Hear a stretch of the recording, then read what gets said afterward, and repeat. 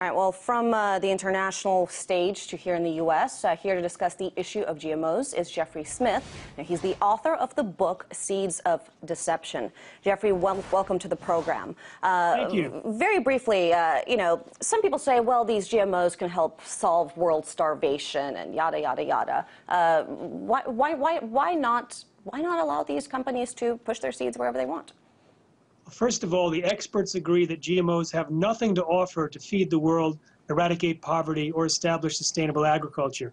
That was clear in a report done by over 400 scientists over several years, sponsored by several UN agencies. In fact, when GMOs were introduced in India 10 years ago, to much hype and celebration, now the government finally admits that it's responsible for widespread suicides, an estimated 250,000 suicides among farmers, and most of which have been blamed on Bt cotton's failure to yield and allow farmers to even pay back their high-interest loans. So why aren't we seeing this kind of outreach here in the U.S.? I mean, I just want to bring up a fact. I mean, in Europe, there's almost no GM crops, while here in the U.S., nearly 75% of our food products are GE tainted. Why aren't Americans as outraged? Until recently, most Americans had no idea what GMOs were. However, we're now seeing more and more awareness and agitation. And this has resulted in a natural demand for labeling so people can reject GMOs, since most Americans say that if GMOs were labeled, they would reject it. Right now, 55 U.S. congressmen have sent a letter to the FDA demanding labeling. Recently, 1 million signatures were handed into the FDA, but we're not going to wait for the federal government. It's now happening at state levels. In Connecticut, why shouldn't we wait for the federal government? Well, unfortunately, the Obama administration has been walking lockstep with Monsanto and basically has taken some pro-GM people from Monsanto and related organizations and put them into key positions like food safety czar, like USDA secretary, like USAID director. So basically, if we're dealing with the federal government, we're dealing with an arm of Monsanto.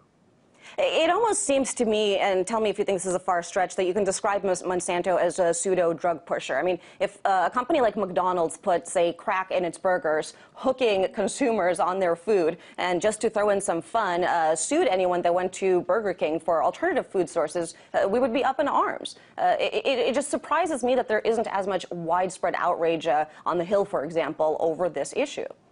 When people learn about Monsanto and why it was consistently voted every year as the world's most evil company, they get outraged. However, Monsanto spends billions of dollars in disinformation. In fact, last week, one of its lawyers threatened to sue the state of Vermont if the Vermont legislature passed a labeling law that would require people to label genetically engineered foods. And do you see this changing in any way? I mean, I know you said you sound a little bit optimistic. People are sort of catching on, but I mean, let's be realistic. Money talks, lobbyists talk. U.S. opinion doesn't necessarily change policy.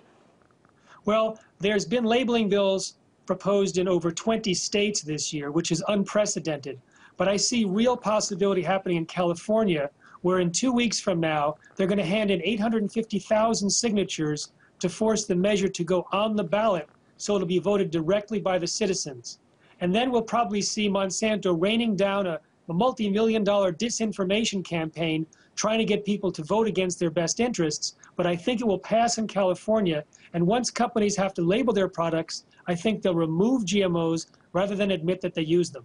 Well, Jeffrey, I do want to thank you for your time. I know that if I was at the supermarket and was looking at a piece of beef and realized that it was made of some weird genetically modified Franken, God knows what products, I probably wouldn't choose to buy it. So it's no surprise that the lack of labeling is what is perhaps keeping some of us in the dark. But it certainly is an important issue and one that we will continue to talk about later in today's shows. That was Jeffrey Smith, the author of the book, Seeds of Deception.